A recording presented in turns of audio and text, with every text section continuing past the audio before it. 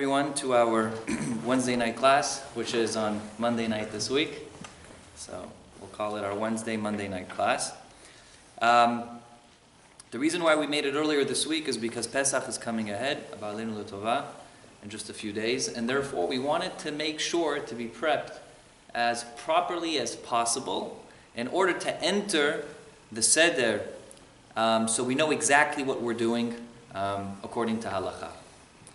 You know, jumping into the seder without properly studying what it is that we need to do is pretty much suicidal, because there is so much involved, you know, from Kaddish and knowing the measurements of how much to drink, whether it's the wine, whether it's the matzah, whether it's the maror, irrelevant. We need to be able to be ready to go into the seder properly, okay? And in order to do that, we decided to make tonight's class. One of the most important nights of the entire year is essentially a Sipur Yetziat Mitzrayim. By the very token, we should know that Sipur Yetziat Mitzrayim is a mitzvah min HaTorah, and so is Achilat Matzah.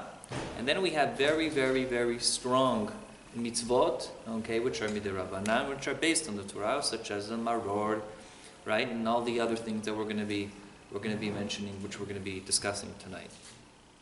So we don't have a seder plate, it seems like, over here, but I did make a photocopy, and most of your machzorim that you're going to be using should have the order of what the seder plate is like, okay? Now, these are more, different customs according to Kabbalah and whatnot of exactly where everything should be. But basically, look inside your Haggadah Shel Pesach, and you will see exactly where to place everything. See, over here they place the matzah on the top, right? And this is one of the art scroll Haggadot. You place the matzah on the top, and over here we have the zeroah, which is, what's the zeroah? The zeroah is essentially, it's the shank bone. Okay, so you can go find any shank bone you'd like, and you place it on this side of the kiara. By the way, the kiara doesn't have to be a kiara where you see the names like you see over here. It could be any plate, okay? And what you have on the left of it, right across, is the betzah, that's the egg, which will be zecher lekorban chagiga. What you have over here is the maror, okay? It's the maror. Over here we have the charoset. Right across of it we have the karpas, which is the celery. Okay, some people are noheg to use a potato. Ashkenazim are noheg to use the potato. And at the bottom we have the chazeret, which is essentially the romaine lettuce. Now, of course, we can use different things. It doesn't have to be exactly what you see over here, romaine lettuce and celery, like I said. Romaine lettuce could also be endives. The Shulchan Aruch actually quotes 5 different things that can be used for the essentially for instead of chazeret. Okay, so let's begin. A very important halachot for those of you who are going to be leading the seder.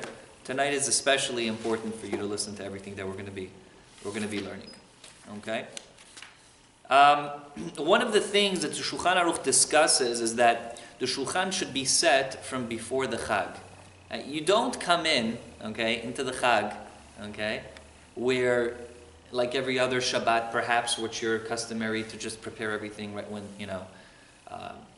people walk in from the shul. It's important that the seder, that the table is set already from before the Chag. It's something essentially which the Shulchan Aruch is going to be mentioning. Beginning the Haggadah, you have to do also after Tzet HaKochavim. It's not something which you're allowed to do before. Okay. The beginning of the Haggadah, okay, you got to kiddush and everything's got to be done after Tzet HaKochavim. So even if the husband gets home from shul early, you have to wait until Tzet HaKochavim. Both men and women, okay, very important halacha, are mechuyav, are obligated in the arba kosot, in the 4 kosot, okay. Although it's a mitzvah taseh, shazman rama, irrelevant, women are mechuyav in the arba kosot. Now, the leniencies that a woman will have will be, for example, a lady can lechatchila okay, lechatchila she's allowed to drink grape juice. We are allowed to drink grape juice as well, as men, but lechatchila it's always better to be mekayim the mitzvah as precisely as possible, and it's better to drink wine. Now, what kind of wine? So we know that especially when it comes to any other kiddush, it really makes no difference. That Sfaradim are more machmir in terms of the wine should not be a white wine. Okay, Maran Shulchan Aruch brings down the wine should be a red wine, should not be a white wine. Even if the white wine is more superior than the red wine you're going to be drinking, it's irrelevant. You should drink with from a red wine. Okay. A good thing to do for those of you who are fathers, the children should sleep in the afternoon so that they can stay up. And remember, we discussed this many times. To be mekayim the mitzvah properly, it's important that you speak over Sipur Yitziat Mitzrayim. The best way to be mekayim the mitzvah 100% is with your children. So you got to teach your children, speak to your children, and in order to keep them to stay up, so there are many things that halacha brings down to do. One of the things you can do, besides doing all types of interesting things which we're going to be doing throughout the seder in order to make them, to arouse their curiosity, is you should have, a little pack of candies, or if you're more healthy, it should be something which they like, something sweet.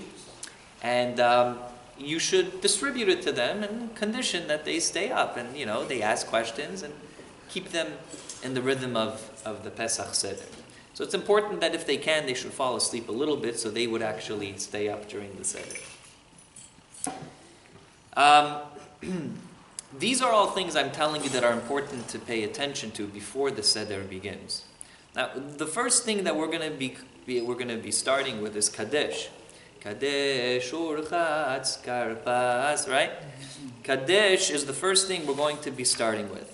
Now, everything I'm telling you, it's important that you prepare this before you even begin Kiddush. Because essentially, once you begin Kiddush, you're already drinking the first kos, okay? And everybody has to know that they have to drink it. And everyone has to know how they have to drink it, okay? And we're going to be discussing all these things. So it's very important, like Maran says, he says, Yachin makom moshavo sheyeshev beheseba. A person should be Yachin makom moshavo. He should prepare his seat, okay? He should prepare his seat. Lehavdil. You go to a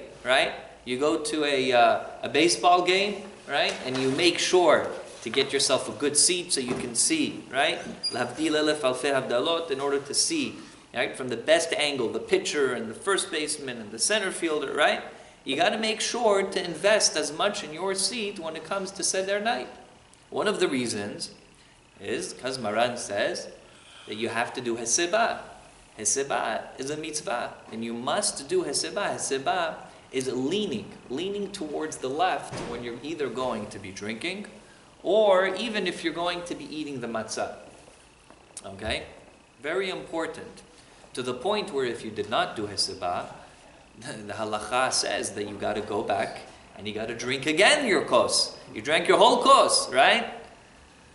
You ate this entire piece of matzah and you were mekayem the mitzvah beautifully, exactly like the measurements we're going to be learning in a few minutes. And you forgot to do heseba, got to do it again. Okay? This time heseba, because then you don't want to do it again a third time. Okay?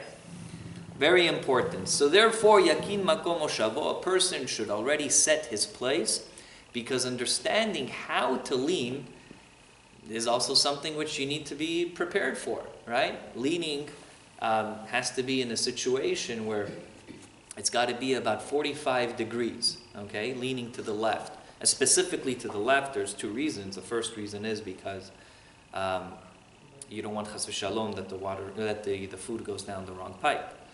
So, right, so that's what we do. And the second reason is essentially because most people are righties, so therefore, I'm not, but most people are righties, and therefore leaning on your left will enable you to be able to eat with your right hand, okay?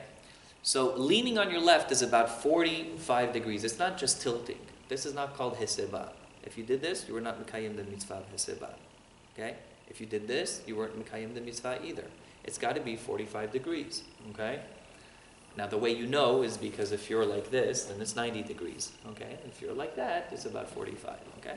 So therefore, you have to know heseba is like this. Yeah, some people are nohek to have a little pillow, right? It's a good thing to do so that you're comfortable, okay? There is an interesting opinion which says that we don't hold like this opinion. Shulchan Aruch is not posek like it, but in situations where he needs to be mekil, where he needs to be lenient in certain situations, which we're not going to be discussing tonight. For those of you who have any particular specific question, you can ask me later. But sometimes he would use the Ravaya, who says that nowadays it's not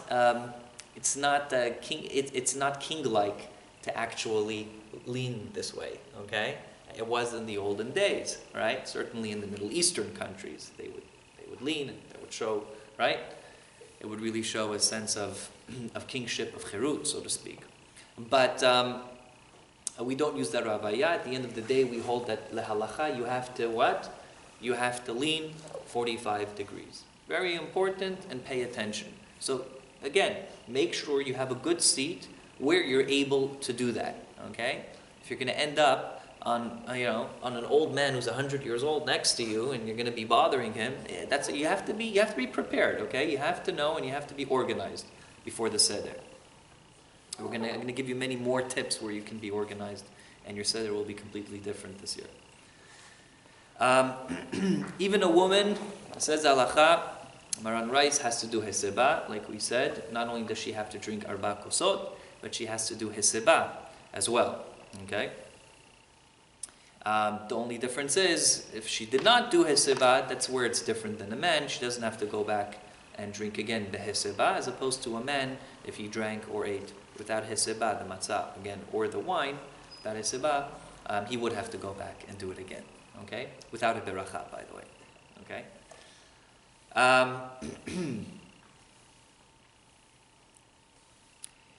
Very important that for the first kos, okay, and we're still in the preliminaries of the first stage of Kadesh, that you have to do shetifa vehadacha.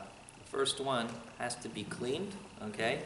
It's got to be clean 100% before the first kos, okay? More so than the second, the third, and the fourth kos. At least in that case, if you add some more wine in it, you don't necessarily have to shetifa vehadacha. According to Kabbalah, it's a good thing to do shetifa v'hadacha for all four. You clean it, you rinse it out, right? And you dry it, and you bring it back, and beautiful. Okay, but the first one, certainly it's got to be clean 100%. It has to be clean. Okay? That's for that. Now, we know that the halacha states that one should not pour himself the wine, okay? Or for those of you who are drinking grape juice, you should have someone else pour for you the wine. Why? Again, because we're being noheg many different things. The night of Pesach, minhag derech cherut. Okay, it's the minhag of we're free, and so to speak, we're not the ones who are going to pour ourselves. We're going to be served by someone else. So each one should serve the next one. Okay, it's a good way to work on your midot at the same time. Okay, so that's what we do. Okay? Someone else is going to be pouring you without you pouring, instead of you pouring yourself. Now, this is the $1 million question. And this is not only the question for Pesach night, but it's the question which oftentimes we ask ourselves, or we should at least ask ourselves. How much wine do we have to drink? Right?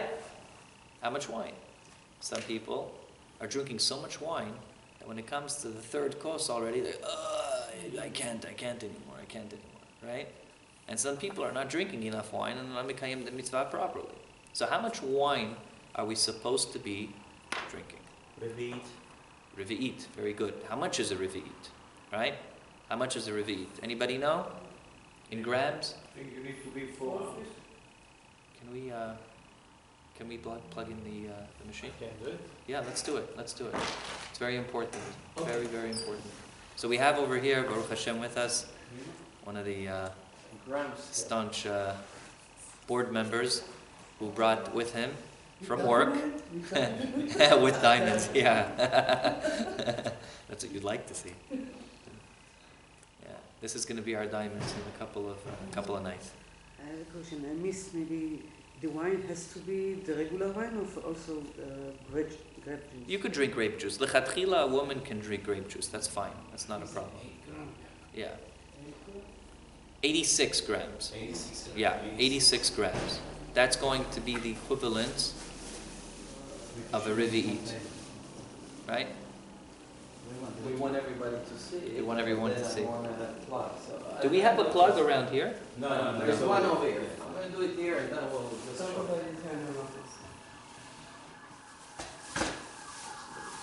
Okay. So it's important that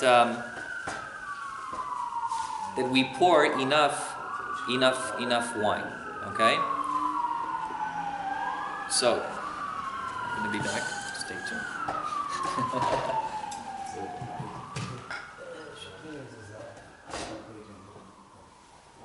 Let's see how much this weighs.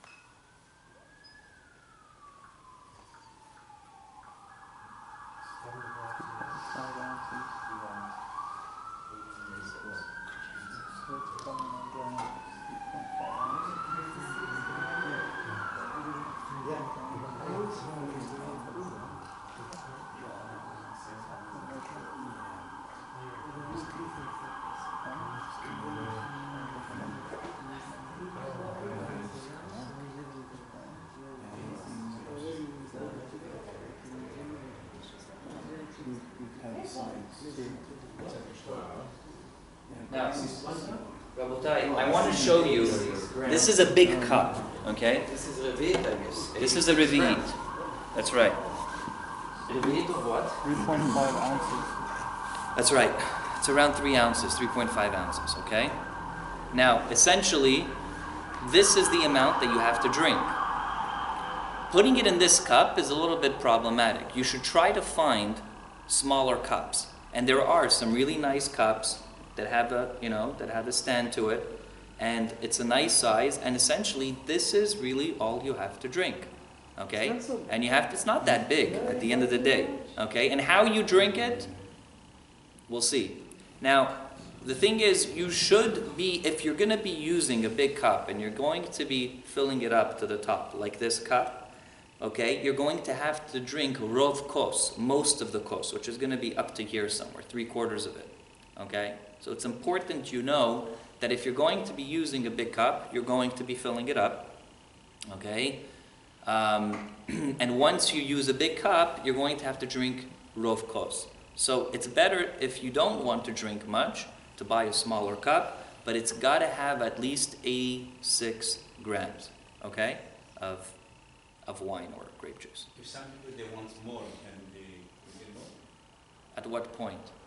For example, okay, fill it up, my glass. Yeah, but there's a way to drink it. You can't either just, drink and then stop for a few seconds and say, ooh, it's very good, I want to drink a little more. There's a way to drink it, okay? I can guarantee you, after you drink a rov kos like this, you're not going to want to drink more wine because you have 3 in front of you, okay, to drink.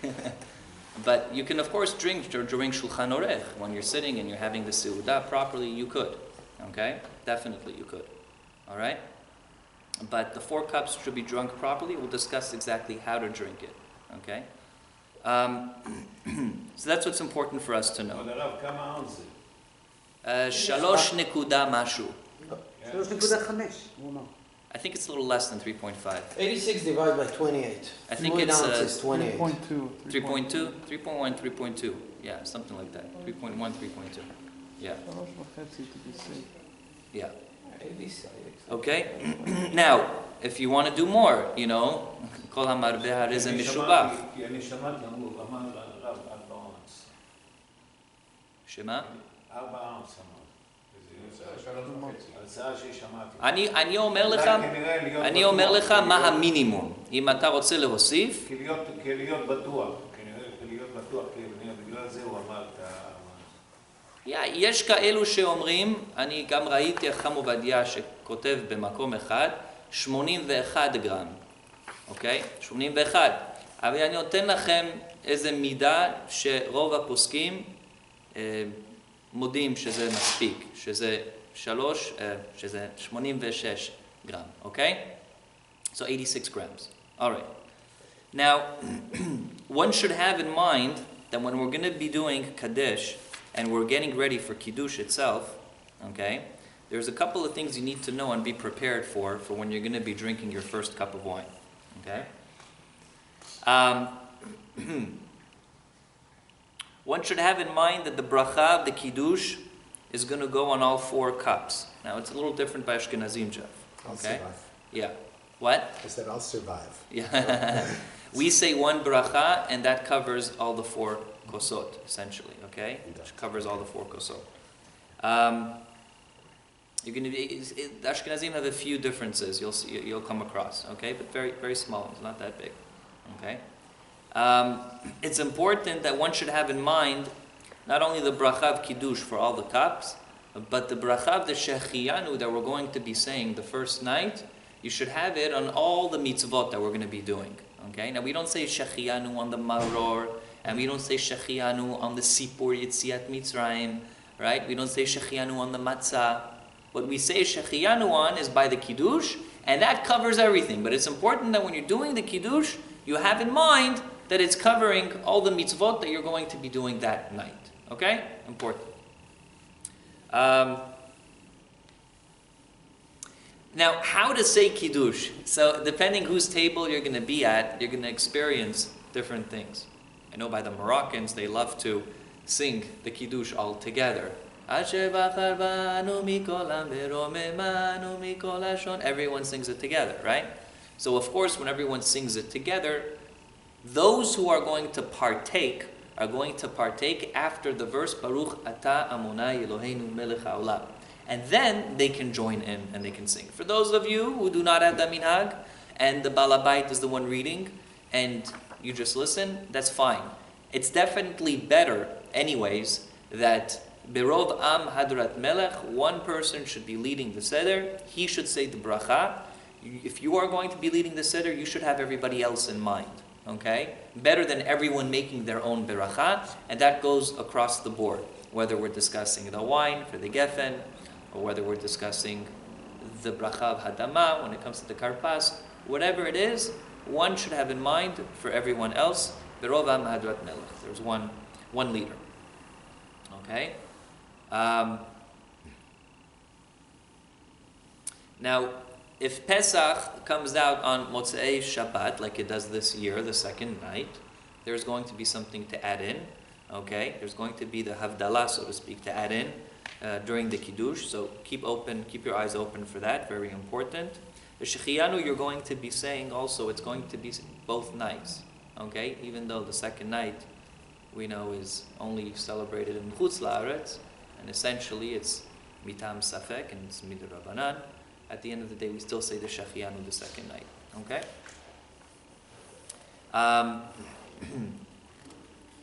Okay. So that's as far as Kaddish. Okay? Kadesh or Chatz. Kadesh, not Kaddish. And when you drink, remember, you say Borei Pri HaGefen, everyone sits down and everyone drinks. Now it's important that when you drink, you have to drink your whole cup at once. If you're drinking a Revi'it, it's got to be the whole Revi'it, you got to drink at once. And if it's more than that, again, you have to drink at least a Revi'it, okay, in one gulp, then you can stop, then you can continue, okay? But it's very important, the Revi'it itself has to be in one gulp. You don't pause, okay, during the Revi'it that you're drinking, which is the 86 grams, okay?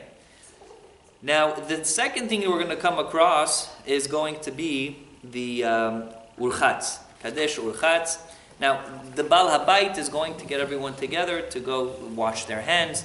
Now, this washing of your hands is going to be essentially without a beracha. Tibul b'mayim, when you have a vegetable which is going to be dipped in a liquid, so essentially that's across the board, it's the halacha even during the year, you actually wash your hands, but because of a machloket, we do it without a beracha. Okay? So you're going to be doing the urchatz, and you're not going to be doing a beracha. Okay? Alright. For those of you who forgot and did say a beracha, okay, it's not the end of the world, because anyways there's a machloket, do you or do you not? So according to the poskim, we say that you do. you went according to them. But we don't do it. The halacha is you don't say a beracha. Okay? And if you did say a beracha, I think the halacha, if I'm not mistaken, is that when it comes to the second time you need to wash your hands, you're not going to be saying a beracha over there either. You're not going to be saying a beracha there because you already said one the first time by mistake. Okay. That's as far as washing your hands. So you have kadesh urchatz. The third thing we have is karpas. Karpas is what? Celery.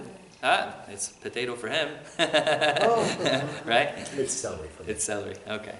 We converted him. That's it. We It's got always it. this. He didn't come for Chamin and Shabbat. He needs to come. Yeah. It's okay. We're getting there slowly. Don't push. Yeah. When it comes to converts, we don't push them too much. Yeah. Yeah. I'm just kidding.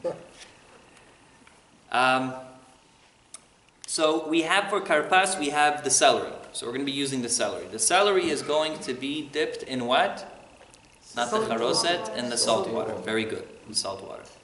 Now, the bracha that we're going to be saying is, of course, Borei Peri Ha'adama. Okay? And it's important that when you have the karpas, you should make sure that you don't eat more than a kazait of karpas, because then you might have to say Borei Nefashot. Okay? And you don't want to say Borei Nefashot. Why? Because this hadama that you're saying is going to be covering other things that you're going to be eating, which is hadama.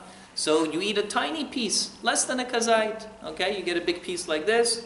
You just take a small piece off of that big piece, and you say hadama, or the leader rather says hadama, the balabait.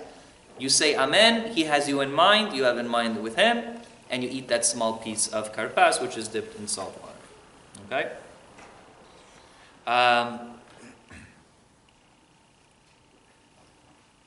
Now, as far as the karpas is concerned, there is no heseba. You don't have to lean, okay, when you eat the karpas, as opposed to the matzah and the drinking of the wine. Now, according to the Sod, according to Kabbalah, some people like to do things according to Kabbalah on Pesach night especially, so I'm just throwing out a couple of things tonight, is that the ke'ara itself, the plate that you're going to have, should not be left empty. You should leave a little bit of celery, of karpas, on the plate. Okay? Now, once we're finished with karpas, we're going to get to yachatz. Okay? Now, yachatz, we don't have enough over here, okay, of the matzah, but we have some matzah, okay, which is good. Baruch Hashem, we have some matzah over here to demonstrate. Okay. Now, the matzah that we have over here, just, I guess, picture in your mind 3 matzot. You have 3 matzot, Kohen, Levi, Israel, right, which is one of the simanim we spoke about, okay. So it's important that you take the 3 matzot, okay. The 3 matzot itself, you're going to be splitting one of the matzah in half, okay? Now we're going to see if it's literally in half or not. Now that's going to be the middle matzah, okay? Now essentially what we're going to be doing is that we're going to be taking the bigger piece, right? And we're going to be hiding that or not hiding it, putting it aside for the afikoman, okay? And the smaller piece we're going to be leaving in the middle, okay? How to break it, everyone has this thing of breaking it like a dalit and a vav. It's very difficult to break a matzah like a dalit and a vav, especially these types of matzah. So if you'd like, have it in mind, but you don't really, you know what I'm saying? Don't get carried away. Fulfill the mitzvah properly, that's the most important, okay? So you're going to break the matzah, okay? You're going to break the matzah.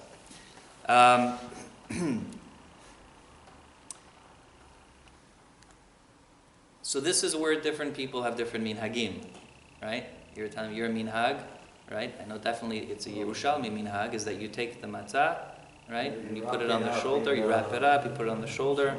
When you go around the table, you ask the people, where are you coming from?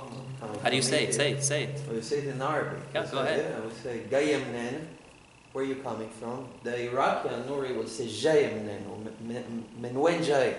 Benwen Jaya. Menwen Jay. When Jay. Or when Katofon. Rayah Fen, the Egyptians say Rayah Fen, where are you going? So coming from Egypt and going to Jerusalem. That's right. Rayah Fen, Yerushalayim. وحين ما بالنسبة للوضع في الأخير من الشناعي متخيل بالشيء You say the same thing. Yeah, there you go, you say the same thing. We Moroccans have a different minhag. It's the kiara that we pick up, and we put it around people's bibilu.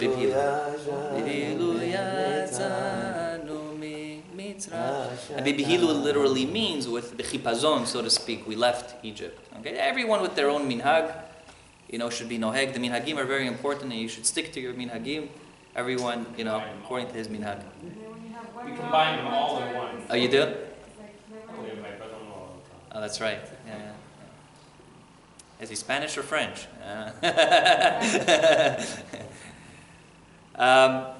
Okay. So essentially, what we do after Yachatz, okay, we remove the ke'ara from the table in order to, again, arouse the curiosity of the children in order to get them to ask. And you got to do this very smart. You can't just, take it away and put it on the side. No, you got to do it properly. Make something up. Do something very strange that's going to cause them to ask a question. What are you doing? If you need to, walk in the room, put on a red jacket, and come back and make like you're looking around. Make them ask you. Okay. The idea is to make them ask you, what are you doing? Okay. You got to arouse their curiosity. Okay. Just use your imagination. I just came up with that. But you can use anything that comes to your mind. Any color of jacket. That's right. Women are also mechuyav in Sipur Yetziat Mitzrayim, just like men are. Okay, and we mentioned many of the mitzvot. Women are mechuyavim, so it's important. Now, does it mean that they have to stand there, right, with their little notebook and say Divrei Torah? No, what it means is they have to be. They should listen to a little bit of what the men are speaking about. They should be involved. It's not that they're in the kitchen and they're coming out and you don't see them the entire Magid. Magid is important, and here's where we're starting. Here's where we're beginning Magid, and they should be involved and they should listen to a little bit of the Divrei Torah and be a part of the Sipur Yetziat Mitzrayim because they were a part of the nest just as much as we were. Okay. Now the importance of Sipur Yetziat Mitzrayim. I wanted to quote a little bit of what's brought down in Halakha. Just to tell you a little bit about, how important it is. So Midrash says that, any person's the Zohar actually. The Zohar says that any person who's misaper b'yetziat Mitzrayim b'leila Pesach, and he's sameach in Sipur Yetziat Mitzrayim, Atid is going to be the time lismoach im hashechina ba'olam haba. It's going to be the time to be happy in olam haba, to be misameach, and HaKadosh Baruch Hu is going to be tremendously happy about the story. And at that particular time, HaKadosh Baruch Hu is going to bring all of these, people together in His palace, and they're going to hear this story, and they're going to be rejoicing in the salvation. And then the Malachei HaSharet are going to be coming, and they're going to be listening to Sipur. And the Midrash, the Zohar continues and speaks about the greatness. And they're going to be saying, amazing what these people are doing. And they'll be modim ala mikadesh hakidush sheyesh lo ba'eretz shesamachtim besimchat yeshuot HaKadosh Baruch Hu. And HaKadosh Baruch Hu is going to reiterate, and He's going to say back, Ashrei ha'am shekacha lo. And they're going to say Tnu oz le'Elohim. So it's a tremendous thing. You're going to see the rejoicing that it's going to be taking place while we're saying the Sipur Yetziat Mitzrayim. The Malachim are getting together, and everyone's getting together, so to speak, in the Pamalya Shel Melech. So it's important. The Sipur Yetziat Mitzrayim is an integral part. We said it's Mina Torah. A person has to put just as much emphasis, like he's eating the matzah and eating Shulchan Orech and that delicious food, just as much on Sipur Yetziat Mitzrayim. Okay? Now, of course, you have to be smart about it. You have people at the table who don't understand much, okay, and their background is very weak. You don't start getting into deep things, okay, and the gematrias and that doesn't speak to people, okay. They're going to run away very quickly, okay, and it's going to be the last seder they're ever going to partake in, okay. Make sure that you can speak beautiful ideas that are going to speak to the lev adam, that are going to speak to the heart of the next person, okay. Again, even more so, the children. It's their, you know what I'm saying? It's their mitzvah. Read up. Take a book. Read up. There's beautiful midrashim. Let My Nation Go is a terrific book, right? They have them on every chag, so to speak. They have it on Shavuot, and it's a compilation in English of all the midrashim and the stories and Gemarot and Mishnah, everything, all the Agadata put together, and he makes it into one storybook. You can just pick up a story like that, or the Me'am Loez, and just learn as much as you can, just to be able to say over a little bit to your children, okay? To be mikayim the mitzvah properly, and it has to interest them. Not necessarily interest you, it's got to interest them more than it's going to interest you. It's a wonderful point. I operate in a fairly secular Jewish, I have a lot of Jewish friends who know far less even than I do, and I don't know nearly as much as I should. Their baseline of knowledge, thin, very thin. So the point that you're making for grown-ups, children, but grown-ups too? Oh yeah. Really important. Yeah, absolutely. Really an important point. Don't presume anything about a baseline of knowledge. Yeah. In many cases. Yeah. It's a great exactly. point. You know, I mean, that's really advice for anyone speaking. You have to obviously speak about something that speaks to you, but the second most important thing is something that is going to speak to the audience, right? Well, there was a time when the baseline was much stronger. It was, yeah. But it's not that right now. Right. For many Jews. 100%. Yeah. What we do is we go around with the Haggadah, and each one will read a portion. And that gets everyone to participate. Right. They do it in Hebrew, great. They do it in English. That's Right. wonderful too. Excellent. But they should understand a little bit about what they're reading. Meaning, if they don't understand Right. any of the Hebrew, Then it's good to. Yeah. But I feel that it's hard because Haggadah is so long, as it is, to add other explanations. yeah, but you can add one or two nice ideas. It doesn't mean you have to add a half-hour speech, you know. You can add a beautiful idea, like you mentioned, Rabbi Ben told you, you shared with us. That's something you can share with everyone, and it's something which speaks to everyone, you know. These are types of things that are important. I mean, you have to throw out little gems here and there in order, again, to get people to learn a little bit if they don't understand the Hebrew, and B, to get the children to ask questions. Yeah. So, back to the Haggadah. So we get to Magid. So Magid, we begin with Halach Ma'anyad, Yachalu Avatana, right? We go on and on, right?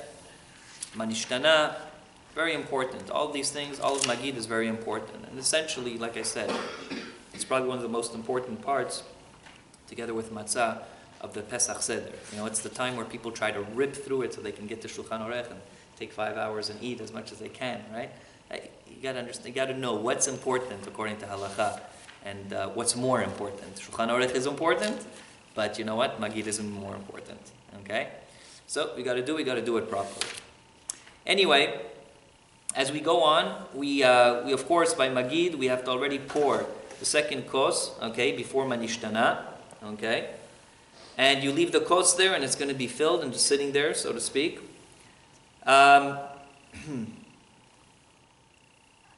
It's also important to note that it's asur to speak during Magid. People think that now it's a time to chat, to chit-chat. It's very important. Everyone has to be involved, and everyone has to, if they're not going to be involved, they have to be quiet. Okay, you're not allowed to talk, okay, during Magid. I know it's hard, so that's why you gotta know how to put your foot on the gas, okay, and at the same time, so I said, it's a science to lead a seder. It really is. And that's what I started speaking with in the beginning. You have to know how to lead a seder. And you have to think about it. You don't just jump into a seder and say, okay, I did this, 20 times and I'm going to do it the same way. You got to think and prepare yourself just like you would do something important, okay? Right?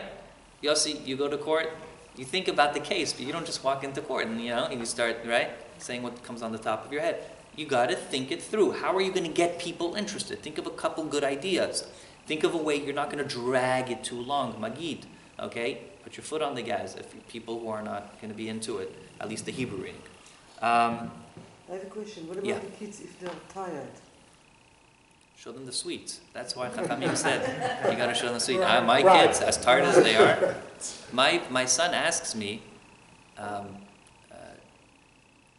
Daddy, when can we have a party in the middle of the night? So I actually had one recently. I woke him up in the middle of the night. Well, for him it was the middle of the night. For me it was, 12 o'clock. And to get him up to go to school in the morning is impossible. People know that. It's impossible. To get him up in the middle of the night, I say the word ice cream, he jumps out of bed. Okay? All you have to do is just wave a candy in front of them, and trust me, they'll be up. Okay? We used to have, we don't do it anymore, they've grown up, but we used to have prizes. Surprises. We brought a bunch of, like little things, Who will tell us why we're having 4 cups of wine? It's The great. first kid who knows that, we made sure everybody got a prize, at least one prize. So we got their interest going all the time. That's great. That's great. It was- Yeah. it was a good- the Listen, prize whatever's was gonna get them really- involved, Really yeah. got the seder really going. Yeah. Uh, It's great. so. It's a good idea. Thank you for giving me the idea. Go to the Dollar Tree. I could still go to the Dollar Tree and get away with it. Like with my son, it's like borderline. With my daughter, I'm still. Next year it's an iPhone. Yeah, next year. I have to go to Toys R Us and No, Costco. iPhone.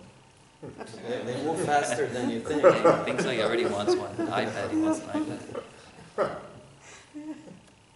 I started sounding like my parents. You're not getting an iPad until you're married. I think to myself, of course you will. Like, it's crazy. 7-year-old saying he wants an iPad. Okay.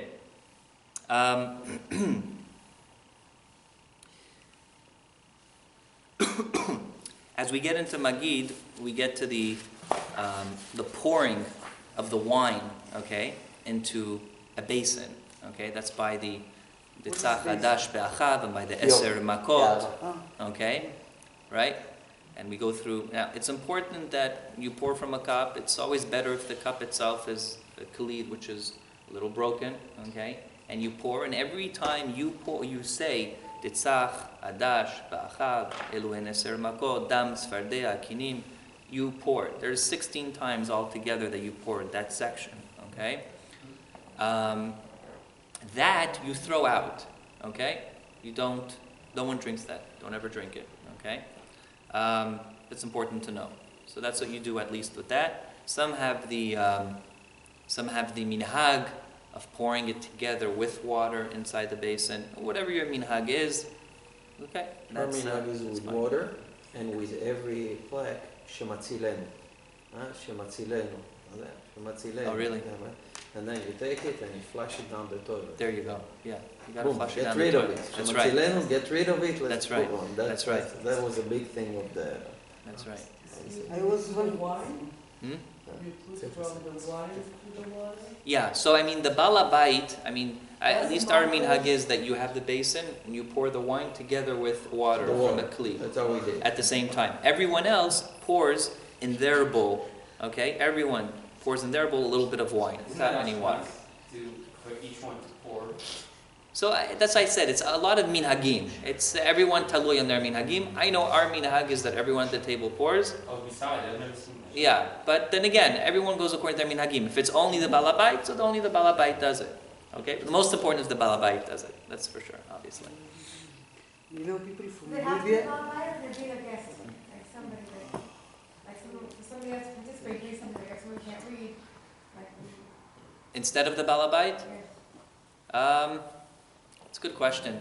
I would imagine it's okay, as long as the balabait himself is the one reading it and the other person is the one that pours it for everyone else. Committee involved. Yeah, yeah. Oh, sure, it's okay. How much abakum? Okay.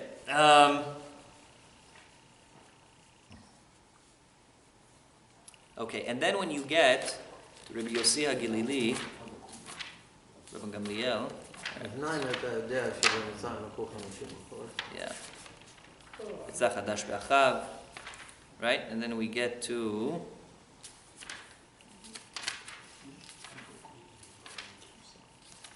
Rabban Gamliel היה אומר, כל מי שלא אמר שלושה דברים אלה בפסח.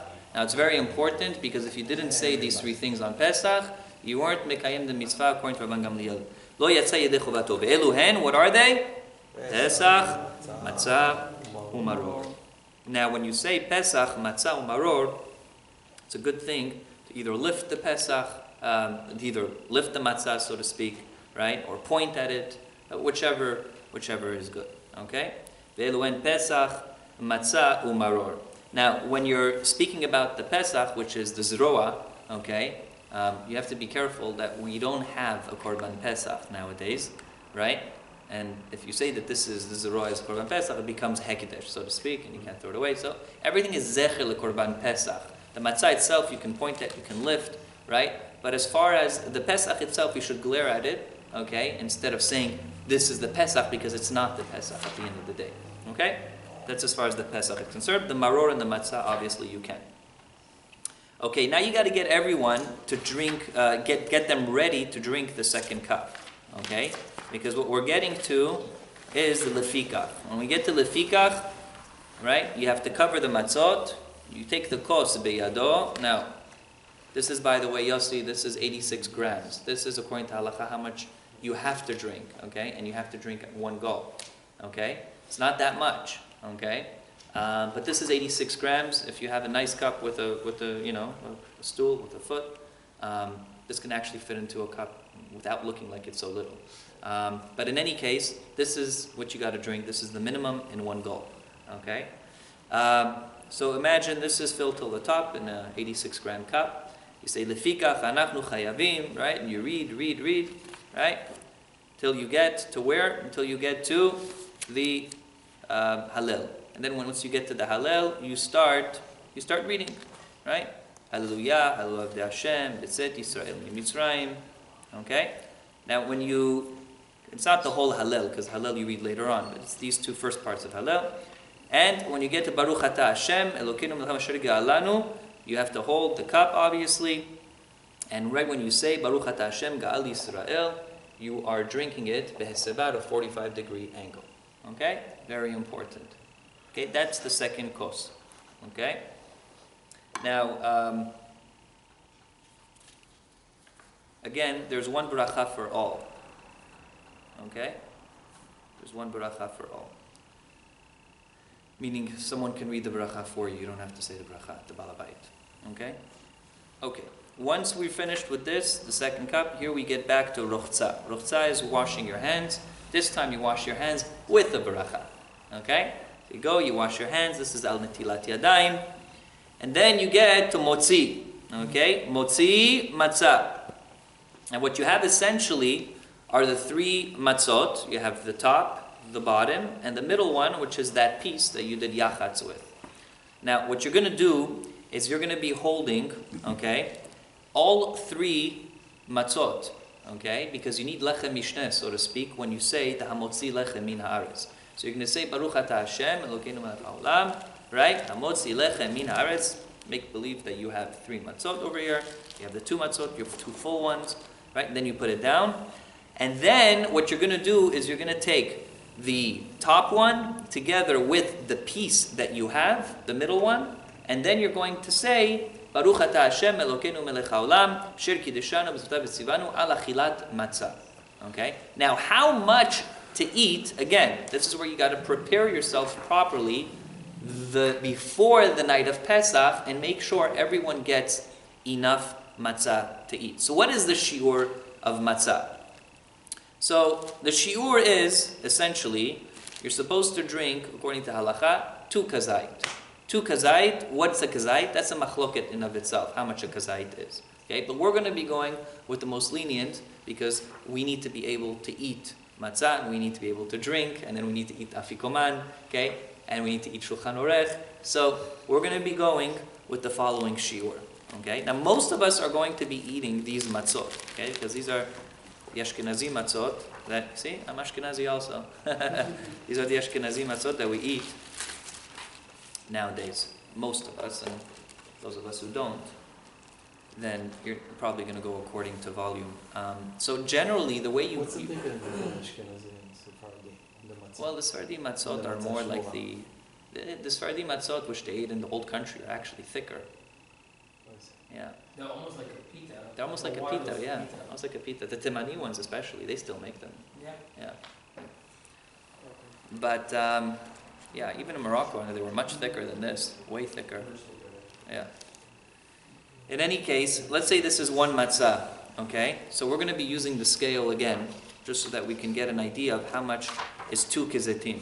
Now, if you can't eat 2 kizetim, you have to eat at least 1. The Eved, you're mekayim the mitzvah with 1 kazait, but lechatchila, you should try to eat 2 kizetim. Now, generally, we go according to weight when it comes to a kazait, okay? And the weight of a kazait can range anywhere from 18 or 20 grams to 27 grams, depending on who you go like. Being that it's very difficult to go according to weight when we're talking about matzah, because I'm going to be eating a ton of matzah for kizitim, So we're going to go according to the volume. Okay? Now the volume, essentially, according to Cham Ben Sion, comes out to 20 grams. Okay? 20 grams. So we have to be able to try and eat 40 grams. What's 40 grams? Okay, what's 40 grams of matzah? Let's weigh this. Yeah, but so the first time when you do a mutzi, you give kazait. When is the second 20 grams? You're going to be giving this all together at the same time. Now, obviously, you don't have enough matzah. So one of the smart things to do is once I show you what 2 kizatim are, every single person, if you want to be organized properly, everyone should have a little baggie. And you should be able to measure, to weigh, okay, before Pesach, exactly how much everyone is going to be able to eat. So the guy has his maror, which we know the maror also has to be a kazait. He should have in his little baggie. He should have his little charoset. He should have his pieces of matzah in a little bag. And this, you should say, this is 2 kazait. I have another little bag for 1 kazait. For those who can't eat 2 kazait, they eat 1 kazait. But you have to eat at least 1 kazait of matzah. Okay? That's a really organized way of running a seder. Okay? That's because then when it comes to the seder, what? You're going to start. Now you could measure. In general, you're not allowed to measure. But for a mitzvah, you're allowed to measure if it's not electronic. But you're going to sit there and start measuring. Everyone is hungry and no one is able to talk. It's going to be a catastrophe, right? So be organized. Okay, let's see how much this weighs. Okay, we should get 40 grams lechatila and 20 grams per kilo. And how many bags are we going to release? You know, This one is 45. 45. So let's take off a little bit more. 27 grams. So yeah, I'm worried before. Always so thirsty. He's the one who weighs all this. Okay. Okay, so Rabotai, look. Listen, I'm offering wine service. I'll cut you guys a deal. This is 40 grams. For those of you who can eat this, you should eat 40 grams. For those of you who can't, it's half of this, okay, which isn't that much.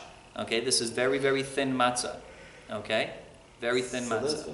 This is what you have to eat, 40 grams. Authorities that say kazait is actually a kazait. Yeah, so it's a machloket how much a kazait is, but nobody says it's less than this. I mean, we're going with the most lenient. Yeah, we're going with the most lenient shiur. Okay, according to the chachamim. Including Rabbi Betty and all of those. I'll call them, but I don't think they're going to be. Kazait is a kazait. So when you do a mutzi, you're supposed to have half of Yeah, but a this. kazait in the times of when the Gemara spoke about a kazait, there's Kazait different was a sizes big of zait. zetim, It was a big zait. And again, do you go according to the weight? Do you go according to the? Okay, yeah. But take the weight of a nice olive. It's going to be as much as this. This is nothing, right? Should we shomer matzah? Shmura matzah. You should do shmura matzah. To be mekayem the mitzvah, we'll talk about it in a little bit. You should do shmura matzah. Shmura matzah means that it was washed already from the time that it was it was already not from the time of grinding, from the time of lisha, rather from the time of kitzira.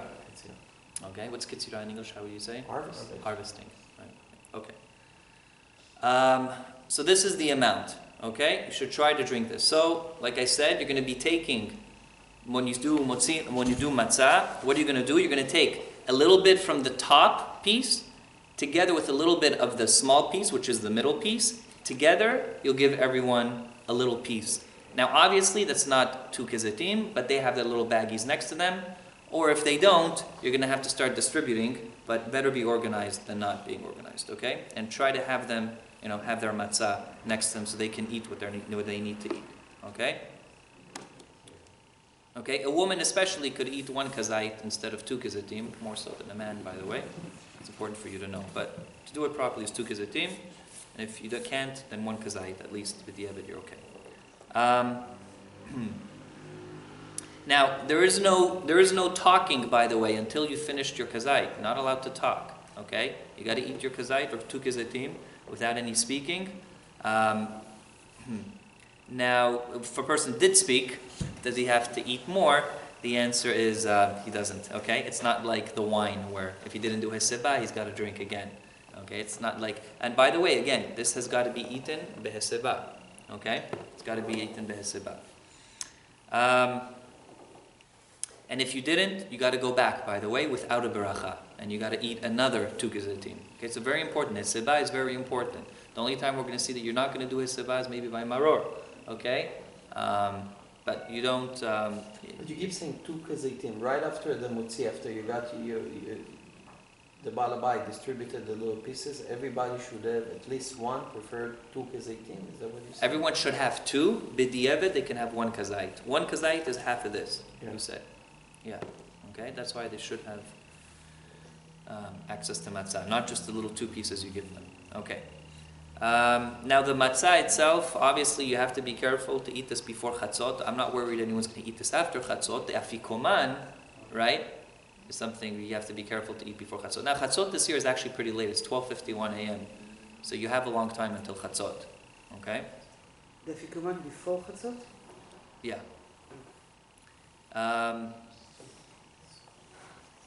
Now it's important that you do not, these 2 kezitim or that 1 kazait is not something which you should be dipping and start eating with salads and stuff. It has to be eaten just the way that it is, plain. Okay? Because then it gets into problems according to halacha. If it's, people dip it in their soup and then they eat it, that's not the matzah that the halacha is talking about. It's got to be matzah proper matzah. Okay, so that's as far as motzi matzah. Maror, okay? So what do we do with maror? So we use a lettuce, romaine lettuce. That's usually what we use. Doesn't have to be romaine lettuce. It could be endives. There's 5 things that Shulchan Aruch speaks about that you can use. Okay, but romaine lettuce is something good to use, but you got to be careful. Also check them well for bugs. Just because they come in these these pre-packed, it doesn't necessarily mean that it's free from bugs. It means that it was washed, but I've seen many times bugs on these lettuces. So you gotta wash them. You gotta wash them well. Each bug is 5 averot, so you gotta be careful. Okay, so you gotta wash the lettuce well. 1 piece of lettuce, by the way, we don't have lettuce over here to weigh, but 1 nice piece of lettuce, by the way, is 1 kazait, is about 20 grams. Okay, so it's enough. Not the small pieces which come at the end of the stalk. Okay, but a nice size piece, that's 20 grams, that's 1 kazait. It's got to be 1 kazait, that's fine.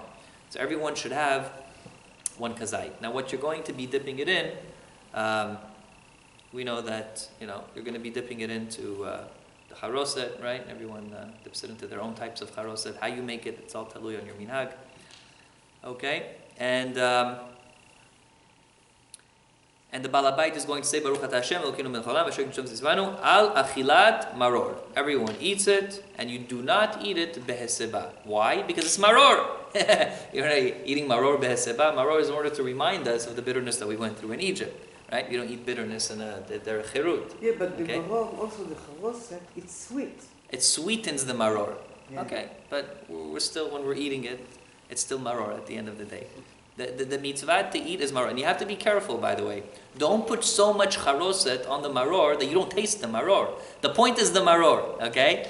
The charoset is there in order to sweeten the maror. When we were kids, Yeah. we used to wait for this charoset. Yeah, sure. With all the silan and Yeah. the almonds inside, we were used I'm not to a kid and I still wait for it. Yeah. All year long. I can't wait for that charoset. Yeah. Okay. So, that's as far as maror. Korech. This is where you get into how do you make a korech. Everyone with his own minhag. Korech is a nice sandwich, right?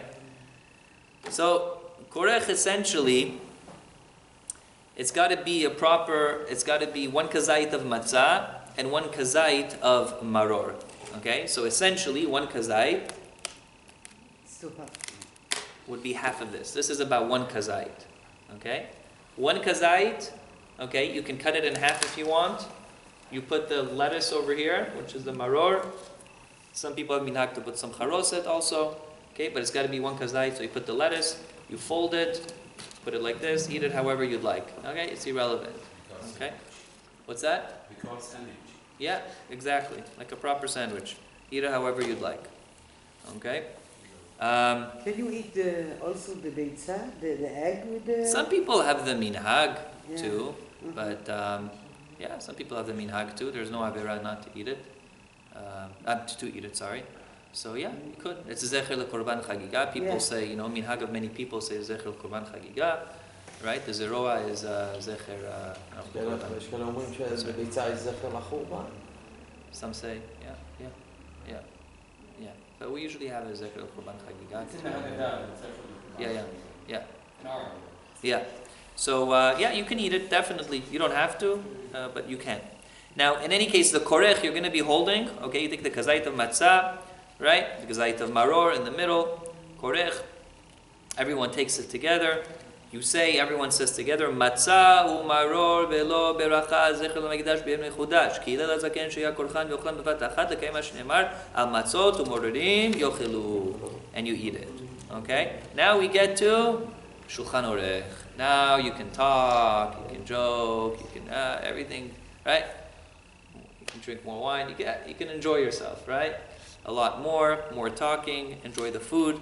But be careful, know that you still have to leave room for the afikoman. If you fill yourself up, which we all make this mistake, when it comes to Shulchan Orech, it gets very hard to drink the next two kosot and to eat the afikoman. Okay, so be very careful. Make sure to leave room for the afikoman. Okay, there's a nice amount of afikoman we have to eat. We'll get to it soon. Rabbi, Shulchan Orech is just like any other seudah you're eating on Yom Tov. Yes. for the Chag, the second night, for the second Chag, it's coming in the end of Shabbat. It's been all the cooking has to be before in Friday, before the. That's the right. holiday. That's right. Oh. That's right. It's been everything is to be prepared on You're Friday. not in general. You're not supposed to prepare from Shabbat to the Yom Tov. That's the Yeah. halacha. Yeah. And we don't need to do, how do you call this? Eruv Tavshilin. Yeah, tafshilin, Yeah, we're going to be doing it this year. We're going to be doing it this year for Pesach. Yeah. Okay. That's as far. Safun. Okay. So, by the way, about the zeroa, different people have different minhag what to do with it and how to, the minhag is not to roast it, but if you do, you got to broil it before. Again, it's only zecher, and the egg we said is zecher korban chagiga. Safun, this is where we get to. Safun is the afikoman. Now, how much do you have to eat of the afikoman? 20 grams. It's this amount. Okay? But the whole afikoman is half of this. Exactly. But you're going to have to eat a little bit more, like we said earlier. You have to have other matzah in order to eat one kazait. Okay? Obviously, your afikoman is probably going to be all this, and you have 25 people at the table. Right. So you give them a little piece of this, okay, together with another size which is like this from the box. Okay, so it adds up to one It's like kazai. an afikoman supplement. There Because you the go. afikoman Exactly. is As long as you give them a piece, the one that you as broke. long as you give them a piece of the afikoman, it's got to be one kazai. How does anybody possibly eat all of this? I don't understand. You got to do it. You know something? Chacham ben Sion Abba Shaul, he would eat very little by Shulchan Orech. He would have a little bit of soup, a little bit of meat, and that's it. Because he understood, according to the Rambam, that every piece of matzah that you eat during the night of Pesach is a mitzvah, as opposed to all the chicken and the meats and everything. It's not necessarily a mitzvah. But that will kill your stomach. Try eating, you're eating already like 2 matzahs already. Listen, you can do it. Plenty of people do it, I promise you. And plenty of people have been doing it for over 3,000 years, okay? Trust me, your stomach will handle it, okay? Eat a little bit less by Shulchan Orech. As I said, you got to monitor what you're eating, and you'll be able to eat, okay, one kazait. It's really not that much. You know how thin this is? Look how thin it is. This is nothing. If you take this and you crumble it up, okay, and you drink it from a cup, you can do it no problem. And close your eyes, and if Yeah, you do close it, no your problem, eyes, sure. do Yeah, drink water with it as well. Well, we'll talk about eating and after afikoman. Eating after afikoman you're not allowed to do. Drinking you're allowed to do after afikoman. Okay? But that's it. Once you eat the afikoman, it's very important. The taste is zecher lekorban pesach, and just like the taste of the korban pesach was, you savored it in your mouth and you weren't allowed to eat anything else the rest of the night, It's the same thing with the afikoman. It's a zecher to that savoring of the Korban Pesach. You're not allowed to eat anything after. If you want to drink, you can drink coffee or tea. The poskim speak about it. The most lenient opinion is yes, you could drink tea or coffee, but again, everyone holds across the board. You're not allowed to eat once you ate the afikoman. Okay, that's it. And I hope you're not going to want to eat after that. Is there a time limit on afikoman? Yeah, well, you got to eat it before chatzot. That's the right way to do it. I don't know how. 12:51. I'm saying to eat it. Like how long do you have to eat? No, there's ala soba. Okay. Yeah. So you can munch it. Munch it. You don't have to. Munch it. It's not like you're gulping your kusot. Right. Can you dip the matzah in anything? No, you have to eat it the way it is. The afikoman, you got to eat the way it is. Sorry, guys. Yeah. No breaks tonight. Okay. Even if, by the way, if one ate after he ate the afikoman, he has to go back and eat the afikoman again. So be careful, Esther. You don't want to be one of those. Okay? No more eating.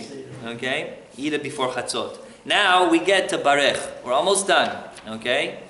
Safun barech. Right? Barech is birkat hamazon. Remind everyone to say Ya'aleh v'yavo. Okay? This Ya'aleh v'yavo, if you didn't say it, you got to go back and say it again. Okay, it's not like saying it, not missing it in the Amidah of the Chag. You got to go back and you got to say it again. Remind everyone, Ya'aleh v'yavo. Berach. Now, before you start, you have to pour the third cup. Okay, right after Birkat Hamazon, what do you say? Kos Yeshuot Esau b'Shem Adonai Yikra. Savri Maranan Baruch Atah Hashem Okin Mechalam Borei Peri HaGefen. You drink the third cup again, Beheseba. That's as far as Barech. Halel Nirtza, okay, everyone with their own minhag as far as opening the door for Eliyahu Navi, right? I'll leave that up to you, okay? That's Shefo Chamatcha El Hagoyim, okay? Halel, you got to make sure, right before Halel, you pour the fourth cup. You got to have the fourth cup already there, poured, you sing the Halel properly, you say it besimcha ubetuv levav. Remember, we are praising HaKadosh Baruch Hu, and it's the most logical thing to do when we're taking it out of Mitzrayim. At the end, we have a Baruch Atah Hashem Melech Mehulal Batishbachot. Don't say Amen. Amen we only say when you open up with a bracha and you end with a bracha. Okay, that's when you say Amen. So sometimes we say the beracha, right? When we say the beracha of Hallel, then we would end off Melech Mehulal Batishbachot. Amen. In this case, we're just Melech Mehulal Batishbachot because we don't open up with the beracha at the beginning. And then once you drink, right? You drink the kos revi'i right after that. Melech Mehulal Batishbachot, you drink the kos revi'i, and then the bracha you say after is Al Hagefen Ve'al Peri Hagefen. Again, depending on if you're drinking wine which was made in Israel or not. Then it's Gafna instead of Gefen. Okay, whatever. And that's as far as what we got through. And Baruch Hashem, we got through the whole seder. Hopefully we learned enough of what we need to do properly. Behalacha, kehalacha, ubetikuna, and Bezrat Hashem, we should be zocheh to a beautiful, proper seder, besimcha, without any friction, without any shoving, without any. It should be besimcha. Everyone should eat the right amount of matzah, not too much, okay, not too little. The wine, the same thing. Many of us maybe have been drinking way more than what we were supposed to be drinking up until now. You know the shiurim, okay?